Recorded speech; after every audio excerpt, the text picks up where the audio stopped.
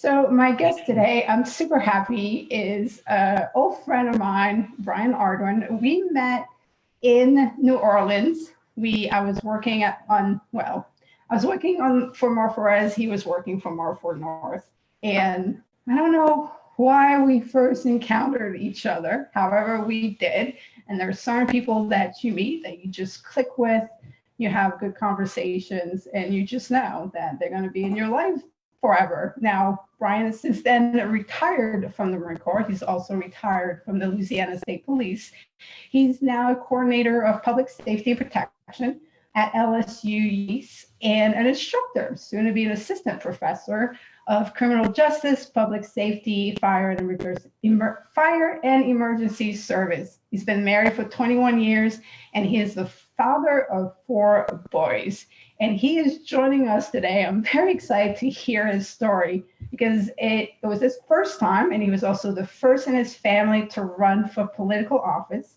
He was the first African American to run for sheriff in Evangeline Parish in Louisiana. So I am not surprised the man ran for office. He is definitely the kind of person that is meant for bigger things.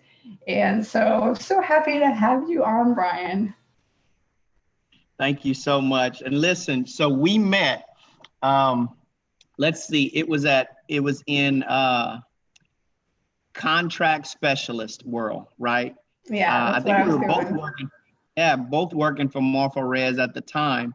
And we just had a great team then. I can remember Fran, Master Sergeant Campos, and Miss Debbie. I don't know if you remember all of those individuals. Sure do. Yeah. Miss Carolyn. And look, we share the same in that, sometimes you meet people and you just definitely don't want to lose contact with them. And you were one of those people. So it's good to be here. Good to see you and be talking with you. Great that you're doing wonderful things, as I knew you would. So let me just start out by saying hello to everyone and thank you for having me. So I'll jump right in and just kind of talk about my experience. I wasn't sure that I was ever going to run for a political office, to be honest. I did know that I wanted to come back and I wanted to work closely with my community here in Evangeline Parish. We have about 33,000 people in the parish. It's a very rural area, really nice countryside, a lot of fishing and hunting and four-wheeler riding and those types of things. Crime fluctuates here and there. Like most places, it had gone up. And I was having coffee with someone, we still do that around here. We wake up early in the morning and meet up at a coffee shop and we just kind of talk about a cow that we found in the pasture, and it looked like the coyotes got a hold of the sheep. And so we're very, at times we are very, very simple, appreciative people with a lot of humility. And so we were talking and we had some issues going on in our parish financially. And I believe that, God gives people gifts. And I think it's the responsibility of those people to listen to what he wants for them. And you can't hoard that gift. That gift is not necessarily for you as much as it is for you to do something with for other people. And so throughout my entire career of being in police over 20 years, being an instructor in the collegiate world, I've even substituted at some of the local schools in our area just to kind of meet some of the kids. When I look at all of the things that I had done, and about 5 or 7 years ago, I was ordained as a deacon in my church. I kind of really found myself, and so prayed long and hard about what to do next. And my story is kind of weird. I don't know, you probably don't remember this guy. He's from New York. Gonzalez is his last name. And so I'd been kind of praying, asking the Lord, hey, should I run for sheriff? Should I, what should I do? Because really, I didn't need to run. My family and I were in a really good place, but I wanted to try and figure out a way to give back and kind of move us in a different direction than what we were going. Can you talk a little bit before we get too deep into this? What are the duties of a sheriff in a parish? So what? Oh, one of the primary duties of the sheriff, and you'll hear the kind of traditional public safety, but I think really what people look for in a sheriff is they want somebody that's approachable, because whatever issue you have, while someone else might think it's a small issue, because it's your issue, it's a big deal. And I think people want a sheriff that they can go to. They want somebody that kind of understands the management aspect of a department. I think a lot of the folks around here want somebody that's approachable, somebody that's going to be available to them, somebody that has a vision. And I think the duties of a sheriff revolves around making sure that he hires adequate people to do not only the right thing, but to do the fair thing. Because oftentimes people preach equality, equality, equality. And I think there's a place for equality, but there's also a fine line between equality and fairness. What I do equally for you may not be the exact same thing that someone else need, because it wouldn't be fair to them to handle it the same way. And being a Marine and working with the state police, sometimes you have to make really hard decisions that are just not popular. And I think that as a sheriff, when disaster occurs or when something happens, people are looking for a leader. Case in point with the COVID-19 situation right now, people are looking for someone that's going to communicate with them in an effective way, so that, people do several things, right? Whenever they get nervous, they make up a story. If you don't give them information, they'll make up their own story and they'll take things and run with it.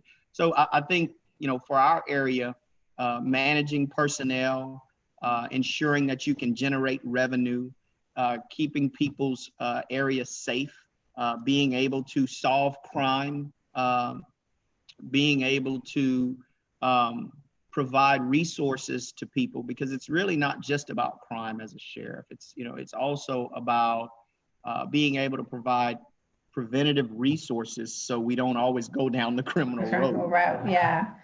So before how did consideration? So I know you're talking that you were praying on whether or not to do this, but how did it even get on your radar that you should think of running? Did somebody mention like, hey, Brian, I think you'd be great for this?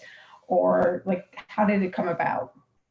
So in prayer, so I hadn't talked to Gonzalez in probably 2 years. And he calls my phone, and it was an odd number, and I usually don't answer odd numbers, but I answered the phone, and he was like, hey, is this, and I had gotten promoted a couple of times by then.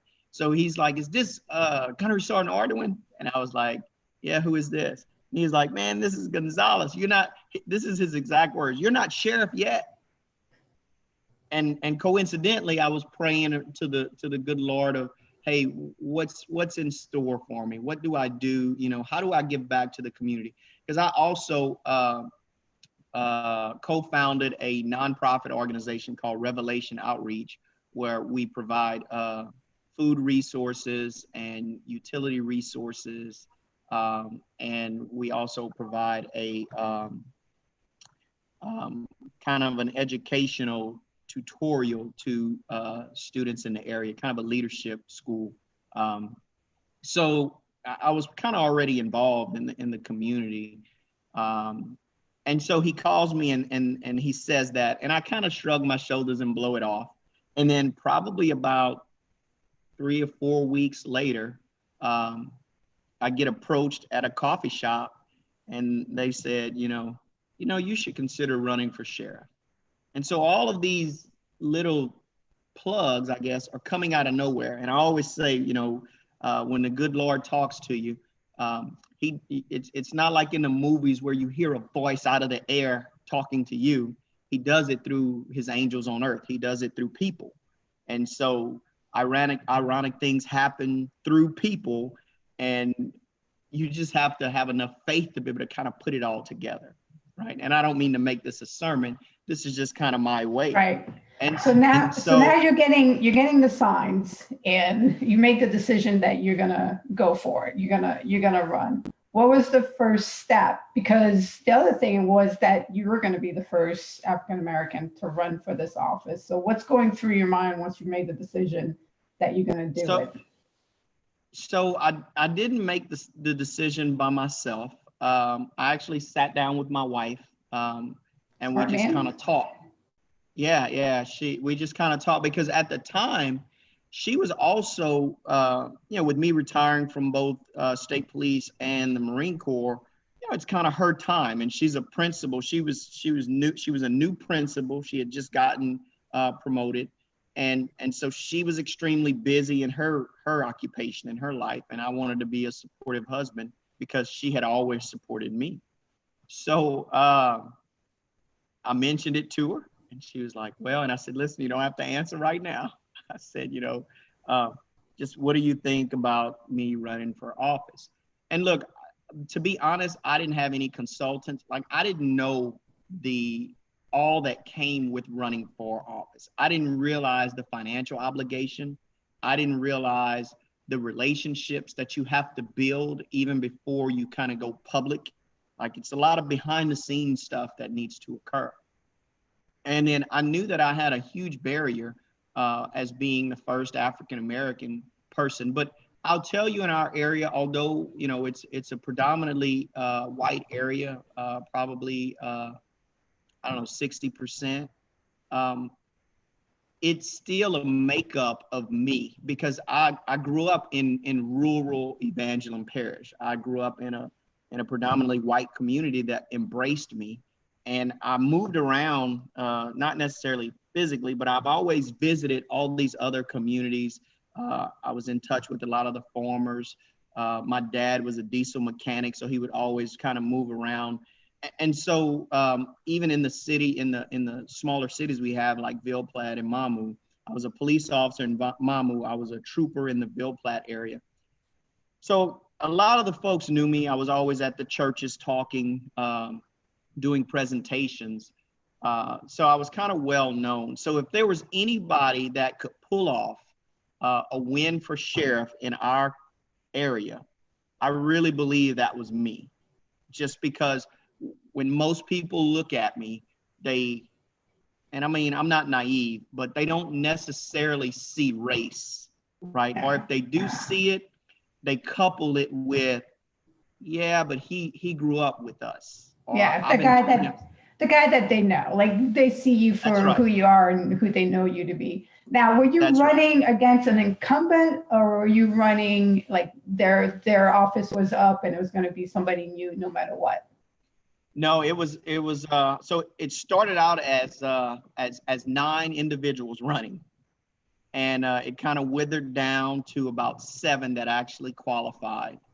And I was running against a career politician, a guy that ran for state representative, and a guy that who was the currently serving tax assessor, which he was a pillar in the community. He had been around. One thing about people that always have been in politics is they have always been helping people. So it's very difficult to sometimes overcome them, because people feel like they owe those individuals. And then the other guy I was running against was a probation officer, a probation supervisor that had also been in the community dealing with the court systems and dealing with everyone for 30 years. He was 60, I think he's 67 years old. Why he wanted to be sheriff, I have no idea. But nonetheless, he was there and he was running. And, nice guy. You had some serious competition. Oh man, without a doubt. And I had, the thing is, I didn't have a big financial backer. I didn't have lobbyist groups. I just wasn't connected that way. I So had some when, friends. sorry, when did it come, like, when did you realize your learning curve was extremely steep? There's a lot you didn't know. You weren't a career politician. You didn't have the connection that you needed. Like, when did you come to realize all of that? And did some people step up to come help you out? So so after I talked with my wife, she said, look, if this is something that you want to do for our community, I'll support you. She said, I just ask that we plan it out so that I can balance my career and yours. And I said, absolutely. And then we brought the kids in, right? And I talked to the kids. And I told them, because when you go places, people want to see your family. They want to see the unit. They want to see your stability. And so there was a lot of traveling involved and a lot of other things. So I say all of that to say, when it hit me, I went talk to my pastor at my church. I talked to the church, and I asked them to pray for me before I made my decision. I waited a couple of weeks, and then I came back and I made an announcement to them. So after I made the announcement after church, I had a couple of individuals, other older guys in the community, said, we love you and we're going to support you, but we just don't want you to be disappointed. There's no way that the people in Evangeline Parish are going to elect a black sheriff. And they told me point blank, there's no way. And, I went into other communities that I knew, and I even had some people in my community in the Pine Prairie area that said the same thing. He said, we're just not there yet. We don't think that you're going to do well, but we're going to support you. And so I said, listen, I understand that it's a leap of faith, but I prayed about this vividly, and all I want you to do is pray for me, provide me your support, and vote for me. I need that, right? All right, so let's get into it. Let's get into your campaign. Let's get into how did you attack this? How did you go about it? Yeah, so the first thing I did is I had a friend of mine that was also running, and I supported him with a smaller campaign. He was running for school board office, and he ran in a predominantly black area. And he was like, man, there's no way I'm going to win. And he came within 30 votes. So we went door to door, and he's a great guy, and I advocated for him. Well, we turn around, and I said, listen, I don't think this is it for you. I think you should consider running for a tax assessor. And he was like, you think so? I said, yeah. And he's a really great guy. So he decides to run for tax assessor. Well, what makes him so unique is we had been friends for 22 years. His father-in-law is a knowledgeable and very wealthy man. Something unique about that was Chris was a big supporter of mine, at least up until the runoff. So we basically campaigned together as a team all the way through the campaign. We, for our area and the type of people we have in our area, you must go door to door. You must knock on people's door and ask them for their vote. They want to see you. Older people want to talk with you. They're going to offer you coffee, come sit down. So for me, I had to start campaigning almost a year and a half, or at least 2 years in advance, just because I didn't have the money. And I had a friend of mine that was a political science instructor, and he said, listen, you have to have one of two things. You need time or you need money. And if you don't have money, you need to make the time. So here was something big. I actually had to resign from LSUE, and so my income went down. And my wife was like, oh my God, what's going on? So my job was to wake up at 6 o'clock in the morning, go have coffee, talk to as many people as I could. And then I had sectioned out a map to cover different areas. I talked at every city council meeting, every police juror meeting. I talked at most of the social groups, the VFW, all of those groups, and I presented my platform. And my platform was Experience Matters. That was one of the big things that I had that these other candidates that were running didn't have. Not a single person running was more qualified to do the job of sheriff in Evangeline Parish than I was. But I'm here to tell you, experience is not the only component of politics whatsoever. No. Clearly we know that. So that started the campaign. Got a map together, sectioned it off. Didn't necessarily know what I was doing, but I was an operations chief in the Marine Corps, and I knew that you eat an elephant one bite at a time. So I felt like if people met me, that they would at least give me a consideration. And so what was that experience like, meeting so many people and talking at so many events? And I mean, was it exhausting? Was it exciting? What was it like? Or was it a mixture of all of that? Yeah. Yeah, it was both. I mean, I met, what was so unique is I got a chance to catch up with folks that I hadn't seen in a very long time. Some older people that just don't get out as much was happy to see me. What was shocking to me is I went in places like Turkey Creek, and I know you guys are not as familiar with our area, but Turkey Creek and Freelo Cove, and I knocked on doors, and not a single person was ugly or rude to me. Even and Turkey Creek and Lake Cove are folks that some of the folks there just don't get out very much. They're very closed-minded. Some of them, not all of them. And but I know them because I went to school with a lot of the folks there, and they remembered me. In fact, my nickname is T-Boy, and they were like, "Hey, T-Boy, I remember you from school." And we kind of started talking, but no one was rude. There was no name calling. There was no vulgarness. And that was shocking to me because I kind of prepared myself for that in certain areas. And I didn't get any of that. I was proud of our area for that. I was proud of our people for handling this entire situation with such dignity. That's awesome. And I mean, look, let's be honest, it was a Trump era. So, a lot of folks are a lot more bold, I would say, in this current era than in the past, in my opinion. And even with all of that, though, just a very positive campaign. I went to bingos with older folks, served boudin to them, and just had a really good time. My family came with me. My sons, people were very impressed with my family and how we carry ourselves. And it was an extraordinary experience, and loved it dearly. And so I would do it again. Yeah. So what was the outcome at the poll? How did you make out? So ultimately what occurred is I made the runoffs by a little less than 30 votes. I actually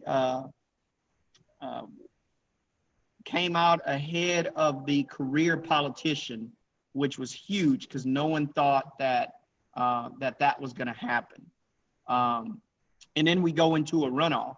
And so that's when things, and I didn't cover some of the financial things, but I had close friends that started making donations. I had some Marines that stepped up from afar and gave some donations. I had a few state troopers that gave donations.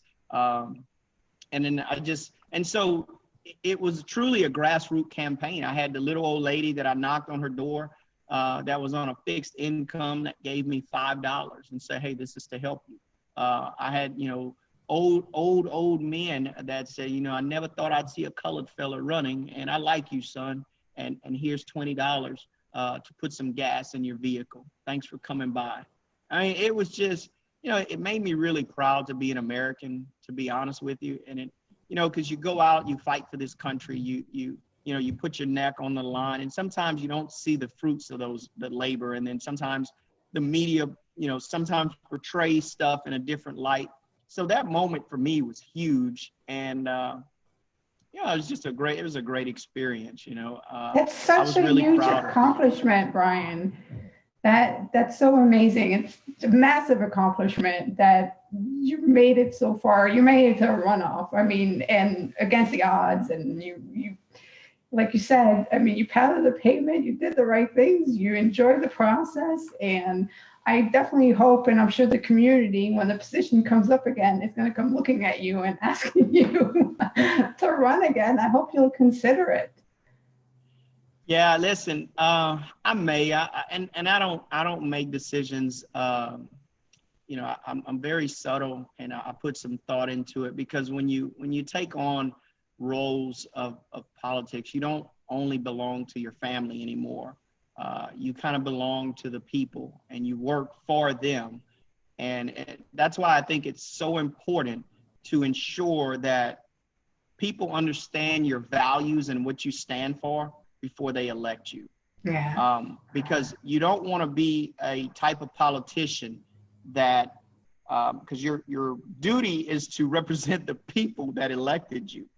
And if the vast majority of those people views and goals in life are not the same as yours, then to me, morally, how can you represent them? Because it's so different. So it was important for people to understand what I believed in. And look, some people were very honest with me and said, look, I won't be able to vote for you, but I do appreciate you coming.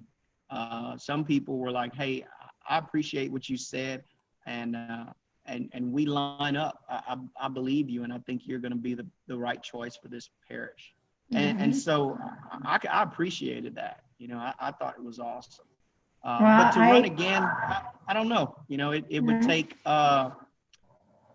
some prayers and some discussion with my family, and because it is a lot, and it's exhausting. I had some 14, 15-hour days, because out here people have suppers. Late in the evening, people will play poker or they'll play dominoes, and they want you to pass by. They want you to go have a beer with them. They want you to have a cup of coffee with them in the morning. Well, you're definitely a people person, and I'm sorry, because I know you can talk a lot too. So. Yes. For those who are watching, I'm not trying to keep cutting Brian off, but I know the man. No, we could be here. We could be here for a while. All day, yeah. So, which is really what makes you great for running for politics. I mean, all around, and it's been great hearing your story. And I know that if you're asked, you'll pray about it again and make a decision accordingly to your family. But I do think that you're a great man of service, so that if the call comes again, I look forward to following that next journey. And this time I want to be part of being a donor to your efforts. So it's definitely, I love that you came on and shared this story. But I do want to move to playing the first time a lightning round with you. Sure. And learn a little bit more about you. So the way it works is that I'm going to throw some options out there for you. If it's something you've done before, you say up. If it's something that you've never done, not interested, it's left. And if it's something that you have never done and would like to do, then it's right. So I got a good mixture here, and so I'm interested in finding out. Okay, so first one, invest in gold. Have you ever invested in gold, or would you? Up. Up. The man has made investment in gold. Smart man. Take a polar bear plunge. Do you know what that is? That would definitely be a left. Not interested. Never done it. Not interested, huh? No. Cold water's not your thing. Not my thing. I did cold weather training, and I almost got out of the Marine Corps when I got done because it was rough. I hear you on that. Go to a comedy show. Up. What was your first what's the first comedian you saw? It was oh man, what is his name? The very first one was Ricky Smiley. I can't say I know who that is. Was it a good show? Yeah, and then the second person that we went to see was what is his name? He's a DJ on one of the radio shows. He's funny and is very smart guy. Oh man, I'm drawing a blank for his name, but we've seen a few. We've seen Ricky Smiley. We've seen Steve Harvey. We've seen my wife and I have gone to see. Oh man, it's gonna come to me later. All right, if you remember, we can throw it out there. All right, so you're a man that grew up on a farm. You live on a farm. So I'm wondering, have you ever made soap? Made soap. Up. Haven't made soap before. All right. Goats. We used to own goats, and I was part of a Southern University A&M initiative with a nonprofit called AgroMen. And so we would, for inner city kids that wanted to get involved in agriculture, we would adopt them to adopt an animal, and we would go pick them up, and they would take care of the animal. So in that process, we made milk, goat milk. I know that might sound a little strange for some, but we did. And there was a project that we did where we made soap as well.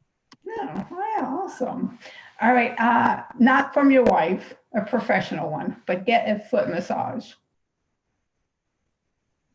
That would be right. Right, you'd be down for that. All right. I think so. They can be quite amazing. Not from a man, probably. But yeah. Yeah, it can be amazing and they can be painful. But okay, play bingo. Obviously, you've done that. But when was the first time you played bingo? How old were you the first time you played bingo? Oh, we played bingo when I was in grade school, and I even played Monopoly. Just the other night, me and my son played Monopoly and bingo. So we played bingo at home. All right, ride in a gondola. Right. Right. All right. Again, maybe you've done this with the kids. Do basketry. So make baskets. Right. I've never made a basket. No. All right. And I know you do. I know you definitely zydeco dance. But have you ever? What about swing dancing? Oh, up. Definitely. Okay. Oh, do tell about the swing dancing. Yeah, so we definitely, my wife, get out of our way because she's 6 foot tall with long arms. So when I swing her out, we sometimes clear the floor. We don't mean to bump you, but you gotta have your big person hat on. But we have such a good time. We've gone to a couple of swing out places, and our family sometimes have events, and we play swing out. What was the first time? We're always looking for the first time. The first time I did swing out was with my mom in the living room, and I was probably a teenager. So my mom's, yeah. Very cool. She kind of taught me how to swing. I wasn't very good at it the first time, and she just kind of moved me all over the place, but it was fun nonetheless. Awesome. All right. So I think we've talked about this before where you've eaten all kinds of food. So eat crocodile. I guess I've eaten alligator, but I don't think I've eaten crocodile. No. So we're going right. You would eat crocodile. We're gonna go right. Right. Yeah. Yeah. You're on your own on that one. I'm not big on the whole trying new foods. Not my forte. So the last question, actually, well, 2 more. One is the prompt of the day, and today's prompt is your first failure. What is your first failure that you remember? Oh, my motto is fall forward. So if you are going to fail forward. My first failure. So I can recall when I was in 5th grade in elementary school. I think it was 5th grade. I failed 5th grade and didn't necessarily understand really what that meant. And the disappointment that was expressed by my mother was probably worse for me than anything, because she was a single mom, and she really drove home education, because it's something that she just didn't have the same access to. So so that was probably one of the defining moments of me not wanting to fail again. But that was the first time. Oh, wow. It makes everything about your story even more incredible, that to know that you failed 5th grade and that did not at all hold you back in the end whatsoever. No. Oh, no, wow. No. It was it was a great, I'm not going to say it was a great experience, but I think it was something that needed to happen, because had I not, I wouldn't have met some of the friends that even today that have become some of my I'll say best friends. So I would have never met them. It gave me an opportunity to build some strength as I continue. But I saw a side of my mother that I'd never seen before, because she was always such a strong lady. And so that, that was kind of a defining moment for me. Yeah, I can only imagine. Not to mention, I caught a butt whipping. I bet. Kind of deserved it too, I would say. Absolutely. All right. Absolutely. So the final question is, how are you making the best out of the current situation with the COVID-19 pandemic? So for us, from a spiritual standpoint, we believe that things happen for a reason, and that we just don't understand everything. We have been on the go in our family one way or another for probably the last 2.5 years. So for us to be able to, be at home with each other over the last, couple of weeks, I mean, it's been phenomenal for us. We have we're blessed to have a big enough place to where my wife has an office on one side of the house and I have an office on the other side of the house. So, we don't, and the kids are not all on top of one another. We've been doing a lot of stuff outside. We had a significant amount of projects outside. I'm able to read to my 5-year-old again, because before I was just always on the go. We're playing Monopoly, for crying out loud. So, I mean, things have slowed down. So I'm fortunate that the university I work at, I'm not at loss for a paycheck. I'm lucky that the Lord put me in a position to be able to still teach online and generate a revenue for my family. So it's bittersweet. I don't like the fact that I can't go out and shake hands and meet new people like I usually do. But I think we're blessed that even though we are closed in and we're practicing social distancing, I'm not being antisocial. We have video, we have Zoom, we have Skype, we have all sorts of just different footage, capabilities, resources to where you can meet people and talk to them. So, I think, when you look for the silver lining in all of this, you might be practicing social distancing, but we're not practicing, being antisocial, because look at you and I, had this not happened, I don't know that I would have had the same time to even, do this. And I'm enjoying this thoroughly. And I just think that everything kind of happens for a reason. So we take what some may consider bad as good, and we just try to look for silver lining and everything. Well, that is a beautiful attitude to have, and it pays off dividends. So that's awesome.